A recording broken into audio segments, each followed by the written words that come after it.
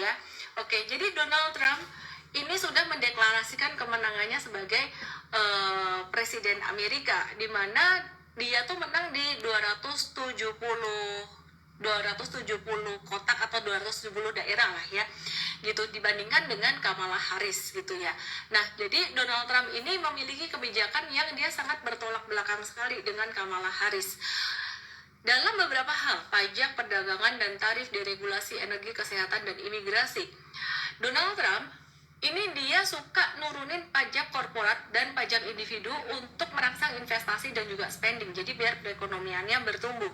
Sedangkan Kamala Harris itu mendorong peningkatan pajak untuk dia tuh bisa mengalirkan duit, mempersempit kesenjangan perekonomian, mengalirkan duit dari si kaya ke si miskin gitu. Nah, terus kalau perdagangan dan tarif sendiri, ini Donald Trump itu agak-agak lebih kejam ke China. Dia bisa memberlakukan kembali tarif pada China dan negara lain buat melindungi industri di Amerika, terutama tarif impornya dia, dan mengurangi defisit perdagangan. Kebalikan dengan Kamala Harris tuh dia akan bekerja sama dengan sekutu untuk menangani masalah perdagangan khususnya China. Sama-sama sadis ke China, tapi si Donald Trump masih lebih sadis gitu ya. Yang di YT, yang di TokTok ke Igoy aja supaya bisa lihat chartnya. Kemudian soal diregulasi, bagaimana Donald Trump dibandingkan Kamala Harris? Donald Trump ini cenderung mengurangi regulasi di berbagai industri, terutama sektor energi dan manufaktur, supaya mempermudah pebisnis ya, merangsang pertumbuhan perekonomian dan mengurangi biaya perusahaan. Nah, sedangkan Kamala Harris ini mendukung peningkatan upah minimum federal dan melindungi hak tenaga kerja, yang pastinya ini akan memberikan satu tantangan buat pengusaha ya. Nah, jadi yang satu istilahnya satu pro rakyat kecil, satunya pro pengusaha, kira-kira kayak gitu. Nah, untuk dalam hal kesehatan sendiri, Donald Trump ini bakalan nyabut Obamacare. Supaya apa? Supaya mengurangi expense di bidang kesehatan gitu. Sedangkan kalau Kamala Harris akan meneruskan Obamacare supaya bisa menaikkan akses kesehatan ke semua warga. Nah, sebenarnya kalau dilihat lebih menguntungkan Kamala ya untuk warga ya, tapi ternyata banyak juga yang milih Donald Trump.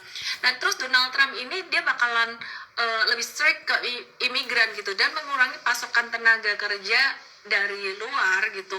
Ini impactnya bisa meningkatkan upah tenaga kerja Amerika yang bergantung pada saat ini banyak bergantung pada tenaga kerja imigran. Jadi kasih peluang kerja buat rakyatnya sendiri. Sebenarnya ada bagusnya, tapi hal ini ada nggak bagusnya juga buat pengusaha, karena biasanya tenaga kerja imigran tuh lebih murah, sedangkan tenaga kerja di Amerika ya, maaf ya, bukan mau rasis gitu loh, bule-bule di tempat negara maju sana itu nggak mau kayak disuruh kerja yang agak kasar dikit kayak gitu tuh, mereka tuh nggak mau gitu loh. Ataupun kalau mau tuh biaya tenaga kerjanya tuh mahal, buruhnya tuh mahal gitu loh ya. Nah, terus kalau Kamala Harris lebih kebijakan imigrasinya lebih terbuka. Intinya Donald Trump itu dia sebenarnya lebih mendorong perekonomian dan mendorong pengusaha ya. Jadi dulu banyak yang nggak suka, tapi belakangan investor tuh banyak yang suka, karena kok kayaknya nih orang jago untuk bisa mendorong perekonomian ya gitu. Dan Donald Trump ini kalau bicara soal suku bunga, dia tuh berpotensi untuk meningkatkan, lebih mendorong suku bunga itu untuk bisa menjadi lebih rendah lagi. Jadi dia suka intervensi ke The Fed, dulu juga suka mengkritisi The Fed supaya suku bunganya tuh bisa lebih rendah. Sedangkan kalau Kamala Harris tuh lebih menjaga independensi terhadap The Fed dalam menetapkan suku bunga. Either way, sebenarnya mau Kamala Harris atau Donald Trump yang terpilih, The Fed tuh memang mau nurunin suku bunga sebenarnya. Terus bagaimana dengan belanja federal dan utang nasional? Donald Trump ini berpotensi atau berkeinginan untuk mendorong utang dan berminat untuk mendanai proyek militer dan infrastruktur yang bisa mendorong perekonomian tapi bisa meningkatkan defisit.